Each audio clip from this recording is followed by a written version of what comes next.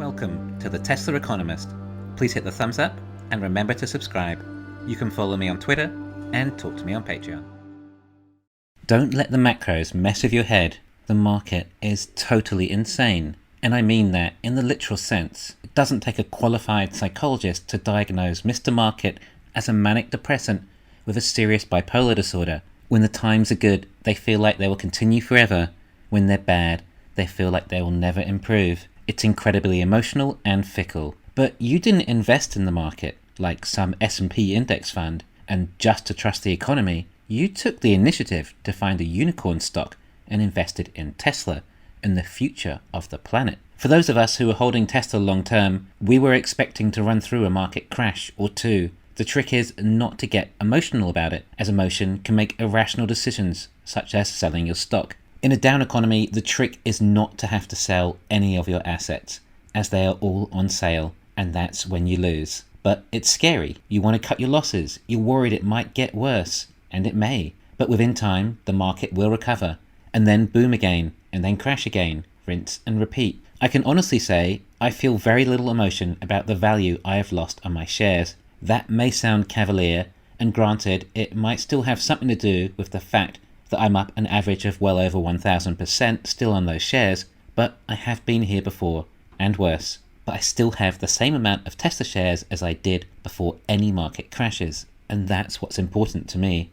Now, I said I feel little emotion about losing value in my shares. My options, however, I'm a little bit frustrated I peaked too early on those, but I said from the start it was a bit of a gamble. My leaps, however, the expiry date is still far out enough I have a lot of faith in them. I think I have this confidence because I can see the forest for the trees.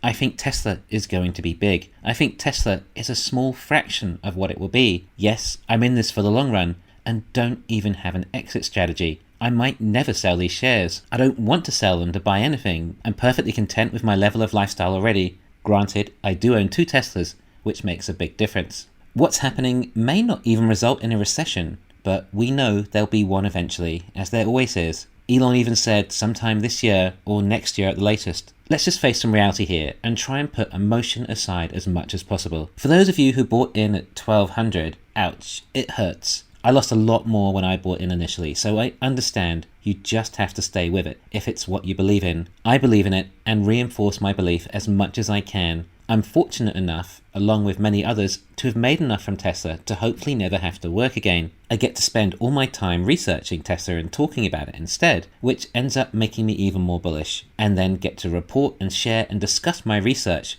and thus evolve my ideas further. Alright, so the economy. For one, this could end up being just a temporary market adjustment, not a full crash, although it was an extreme adjustment. Definitely in crash territory, but it's not like the banks are about to go under, at least not just yet. So the market takes a 20% discount. If the economy is still good though, and we have low unemployment rates, and there is demand for employment, and FYI, these interest rates, even after hikes, are still historically low, at levels that are usually used to stimulate an economy, not suppress it. But this market is so hooked on cheap money that eventually this amount of tightening, even threatening to tighten, is potentially disastrous. If there is still strong employment and a good economy, then possibly the economy will take this reset and then keep going. Everything here is in new territory. I've tried to liken it to other scenarios, like somewhat happened in the early 80s when Paul Volcker raised interest rates. I think the 10-year treasuries went to 17% then. If they even went to 10% today, it would consume virtually all the federal budget just paying the interest. Another scenario is similar to World War II, when nations had extremely high debt to GDP ratios. This ended up resulting into the Bretton Woods financial system, and all major currencies were backed by US dollars, which was at the time backed by gold. And remember now, all nations are in similar boats too. And although history may not repeat, like Mark Twain said, it can somewhat rhyme.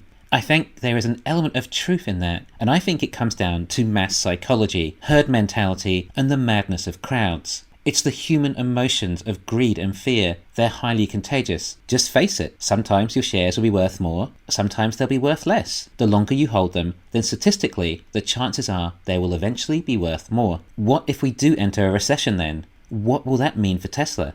Well, it will be about the demand for the vehicles. Will Tesla still be able to maintain this level of demand for their vehicles in a down economy? Well, as we know, Tesla are able to achieve a really high margin on their car sales, but in addition to that, we're expecting these margins to increase significantly. The way businesses control demand is through the price points chosen to sell their products. If Tesla's demand drops, then Tesla can drop the price of their vehicles and still receive a good margin. Tesla could also bring out a standard range Model Y to other markets like Europe and the US, which would be a much lower cost vehicle at a more affordable price point, yet still generates a good margin. Tesla do have options in a recession. The main objective for Tesla is to get as many Teslas out on the road as possible and ramp up the production capabilities. The more cars Tesla have out on the road, the more opportunity there is to generate more income from software and other services. Perhaps it is therefore possible that Tesla adds some lower cost variants like a standard or medium range Model Y. Perhaps they drop the price of the other vehicles slightly too.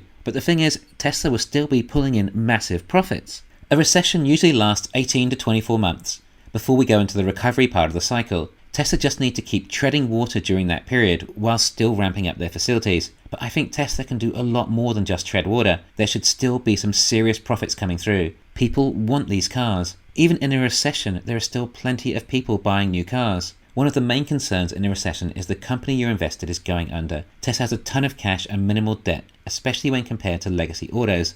Tesla can get through a recession, and knowing Elon Musk, likely make the most of it. Who knows, maybe Tesla will buy out Volkswagen or something if they go bankrupt. Don't forget, we're still fortunate enough to have Elon Musk steering the ship. He got Tesla through the GFC thanks to his initiative in scoring a deal with Daimler for the electric smart car. The competition don't have the margins to work with like Tesla. In fact, all other BEV businesses lose a lot of money. In a recession, then it's really not going to be easy for them. I think a lot of other related businesses may be on sale that Tesla may be able to even acquire.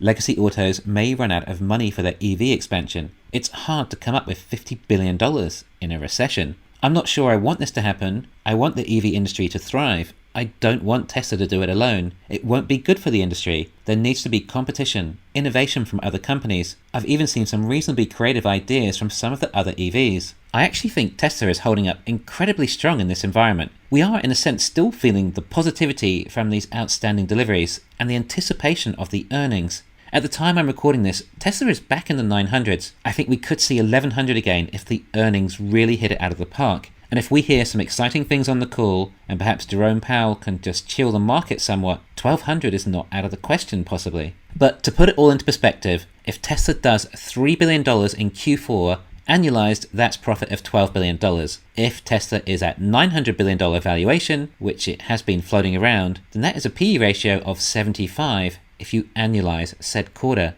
Look at the others like Rivian at around 1/3 its all-time high value, compared to Tesla down about 25%. Yeah, we knew Rivian wasn't where the smart money was going. The last recession was the Great Recession, caused by the GFC. It took some time to recover, but we got there eventually. However, Apple was thriving through the recovery the whole time. There's no reason Tesla couldn't too. Now, the reality check. Tesla now is a drop in the ocean of what they're going to become. Tesla probably secured in the region of 70 gigawatt hours of batteries in 2021. Tesla have a target to hit 3,000 gigawatt hours sometime this decade, just for in-house production. And I think this has changed since Battery Day due to advances in LFP, and I expect to hit this target sooner. On top of that, Tesla will still use their other battery suppliers that may even supply close to that many batteries to Tesla again collectively, especially CATL. In other words, we have perhaps 50 to 100 times more batteries than last year still to come. Although batteries are the core product and are incredibly profitable, it will be the software where the majority of the profit will be derived. The software isn't even complete yet. That's how early we are. And of course, Tesla just built these 2 new factories. For those of you who are more like me, I admire you and your conviction and the number of shares you're picking up during these times with no fear. Remember, unless you're selling, then the stock price really doesn't make much difference. In fact, you might want the stock price to remain lower if you're still buying. Tesla continues to become more of a company than anyone thought. We still don't know entirely what we're invested in, but it sure is exciting. A market crash should hopefully just adjust PE ratios for us, which were ludicrously high. Hopefully, Tesla's demand can remain and their margins can improve dramatically through a down economy. In other words, profit should be about what we expect, just not as high a share price due to the PE ratios being lower. PE ratio relativity will continue to fluctuate depending on what mood the market's in. I've said before, it's somewhat a distraction of the success of Tesla. It is and has always been the fundamentals that matter. No one ever told you Tesla would keep going up. Just enjoy the ride. Investing is easy. To be good at investing, you have to be a good investor and maintain your conviction.